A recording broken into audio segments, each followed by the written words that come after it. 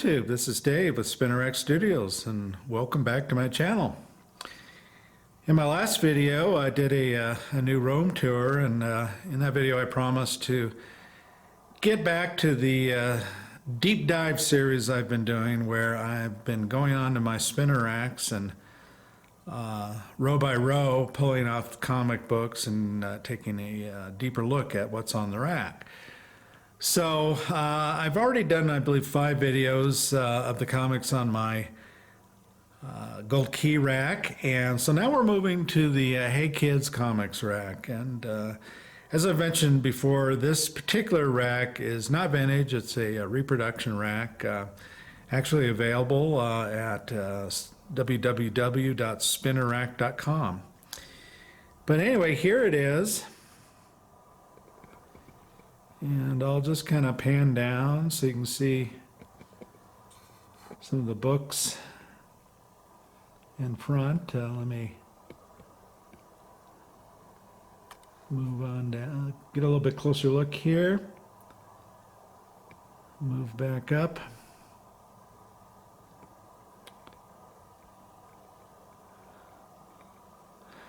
So, as I've done in the past, what I'll do is I'll shut the camera off here and pull the books off, and we'll have a closer look. So, hold on, I'll be right back. All right, I'm back, and our first comic book that's up is Amazing Adventures Number 2. Of course, Amazing Adventures was an anthology book by Marvel, and I think they had at least 2, if not maybe 3 volumes of Amazing Adventures. This, I believe, is the 2nd volume, and this particular issue is from 1970, cover by John Buscema, and I believe the interior pencils are by Buscema and Jack Kirby. Now, this is, of course, one of these, I don't know, so-called dual or split covers, and I think people either like them or they don't, and I like the split covers. I think they're pretty cool. And, you know, how can you go wrong with a John Buscema cover that's got not only Black Widow, but you can see the Inhumans here, and at least 3 out of the 4 members of the Fantastic Four. Maybe Invisible Girl is in there and just invisible. I don't know, but anyway, a pretty cool looking cover.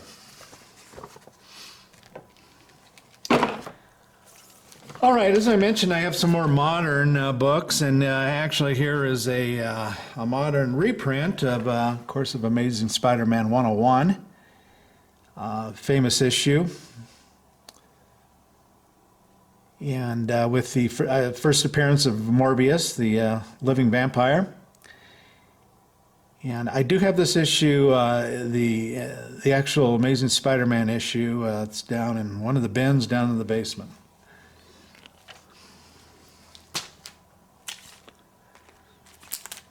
Okay, here is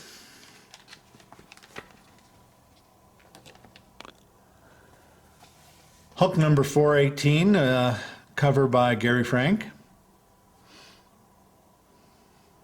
And of course, this is where Rick Jones and what's her name? I think her name was Marlo, if I recall, get married.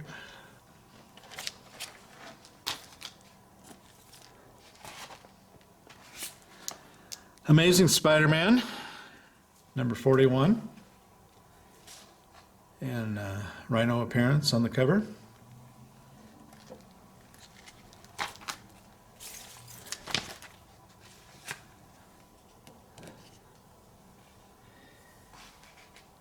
Thor, issue 149.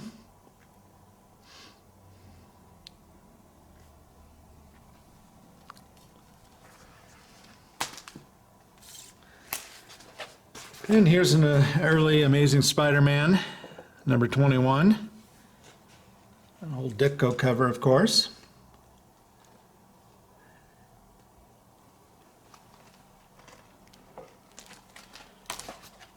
And then here we have a more recent, one of the covers, one of the, I think they call them venticular covers. You know, where you are supposed to be able to shift it around and get a different image.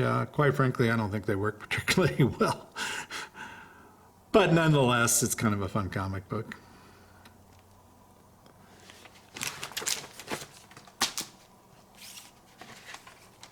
And then moving on to a comic book that silver-haired Bronze Age babe would like. And this is Superman's girlfriend, Lois Lane, number 110. Kind of an odd issue, odd cover with Lois dressed up as an American Indian with a little baby and a papoose.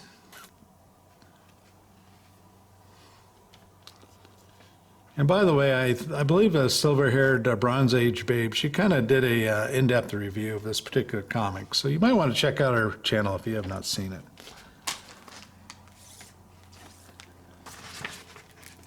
And then here's just kind of an oddball comic book, Little Max.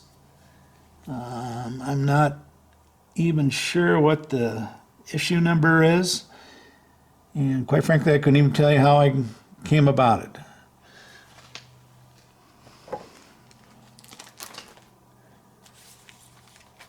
All right, Marvel Chamber of Chills, number 18. And this comic book, kind of an update on the channel. I'm going to try to get through the deep dive of these racks because pretty soon I'll be putting all these comic books away and getting out the Halloween comics and the horror comics for the Halloween season. So this book will actually probably stay out.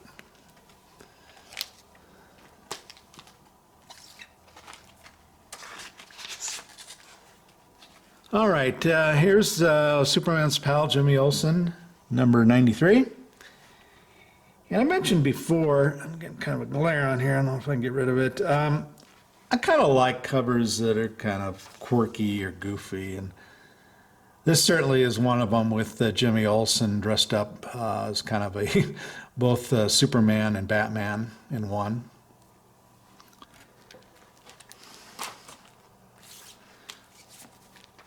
All right, so here is a book that's kind of been heating up lately, from what I understand, due to thinking that Submariner is going to make some kind of appearance in the MCU. So Submariner Number One. You know, this is one of those books where you kind of like, oh, you realize later on that there was a problem with it when you didn't notice it at first when you bought it. And that's what happened to me on this particular book. If you look at it overall, it's in pretty nice condition. Except if you look closer, and let me pick it up and bring it to the camera, you might notice that right where the 12 cent should be, it's been scratched out. And I can still remember I did not see that when I bought it, but I bought it back in the, I don't know, probably late 70s, early 80s, so no big loss.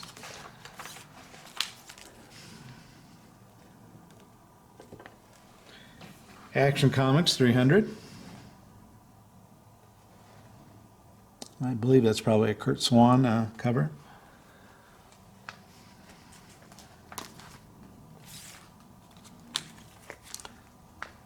And here's another Action Comics, number 314.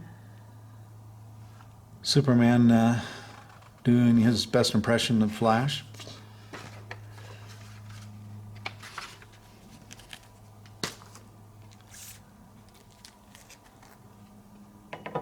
Spider-Man 38. You know, a simple but yet effective cover.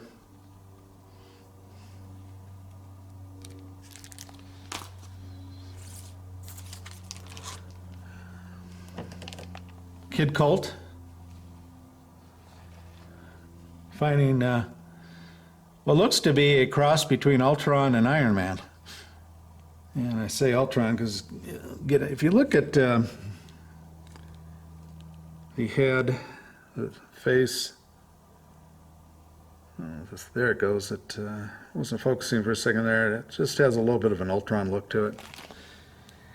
If that's a cross between Ultron and Iron Man, I think Kid Colt is in trouble.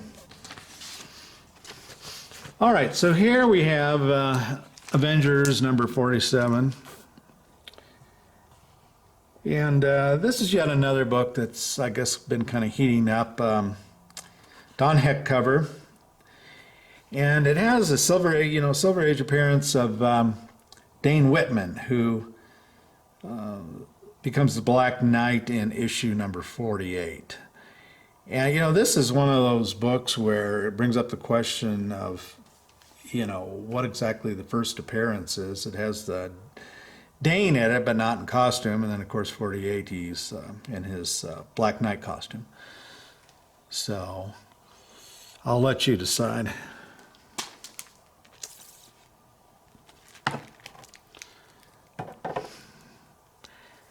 Captain America 138 with Spider-Man on the cover. Hard to beat that. All right, now we're going to move into a little bit more recent book. And of course, this is Uncanny X-Men 275, Jim Lee cover. Okay, another Amazing Spider-Man, number 55, cover by John Romita Sr., of course. I've always liked this cover, with the glasses reflecting Spider-Man.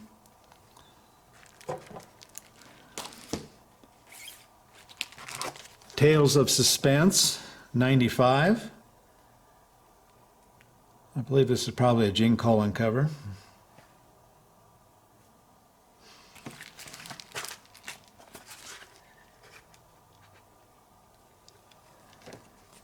All right, and then kind of an oddball. This is As Guardians of the Galaxy number 9 from 2019. And this, of course, is, I think they call these virgins, or, it doesn't have the trade dress on it. So why do I have this comic book? Well, I kind of like the Hela cover, our character, and her covers, and I thought this was an especially interesting cover. I really like her headdress there. So I didn't read this series, don't know anything about it. I bought this book solely for the cover. All right, so here we have Rawhide Kid, number 114. Blazing Western action as you like it.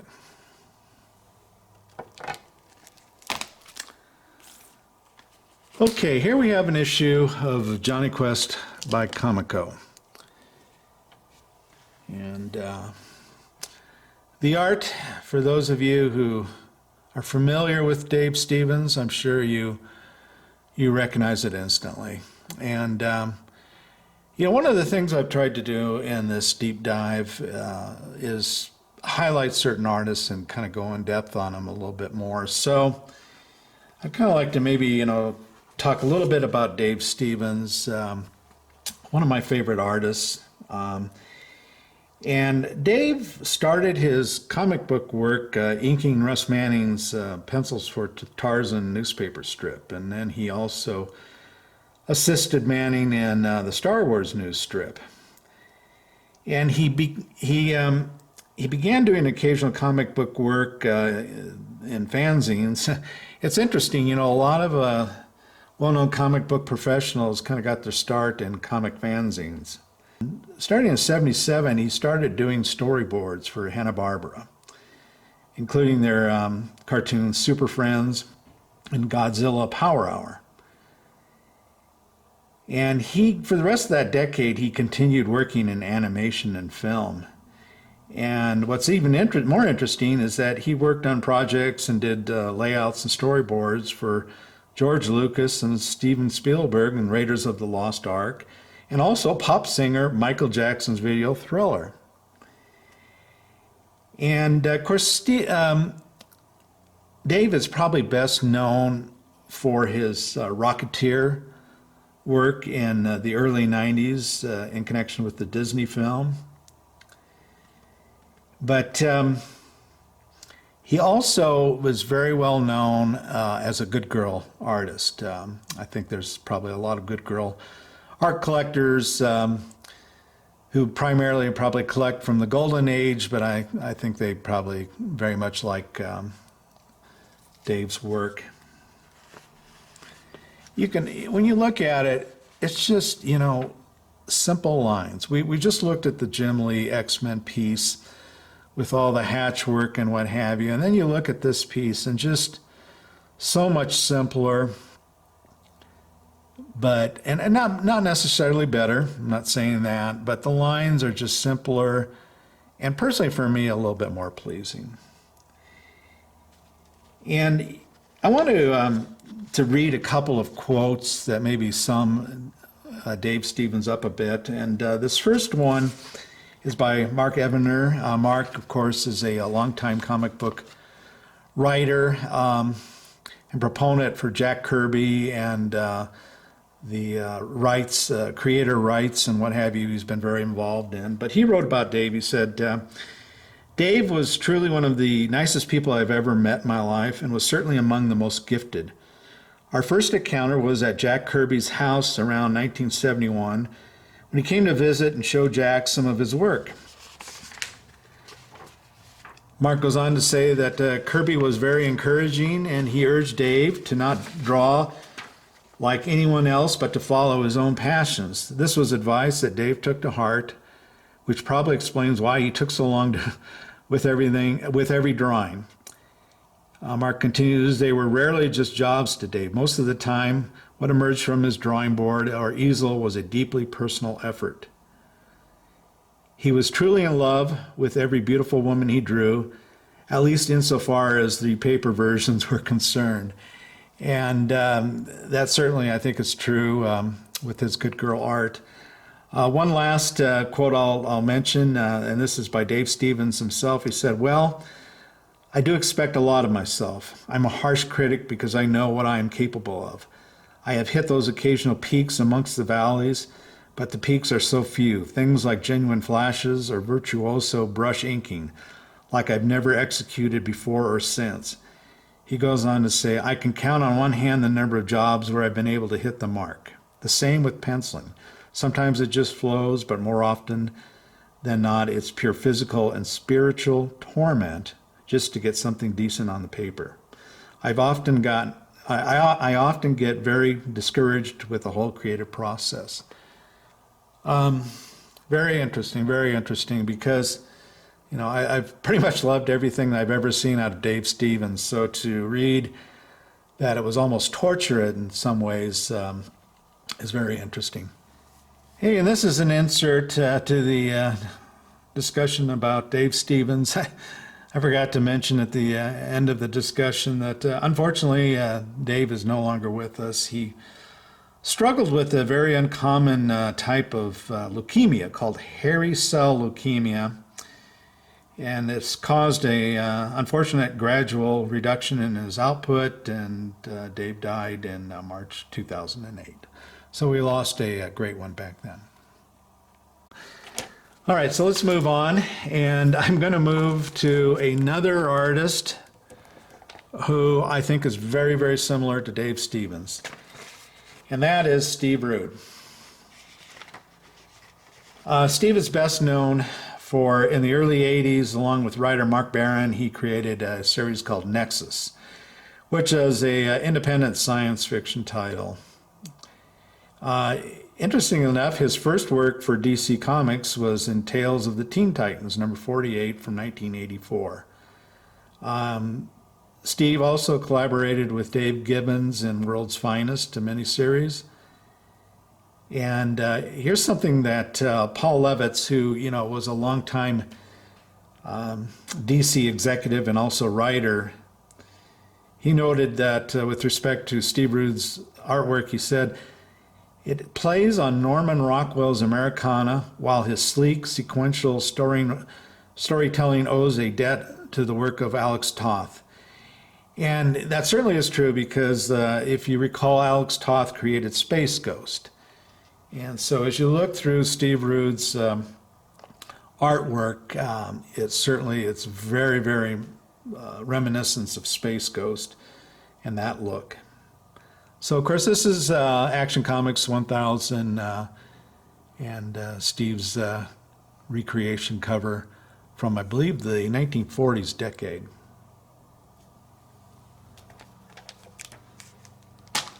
Okay, moving on to an early comic of the X-Men before it became Uncanny X-Men. This is issue number 34.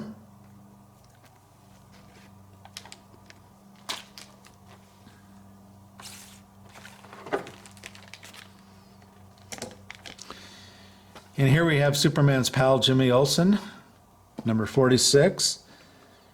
And I believe this is a Kurt Swan cover. And of course, Kurt was a longtime well-known Superman artist.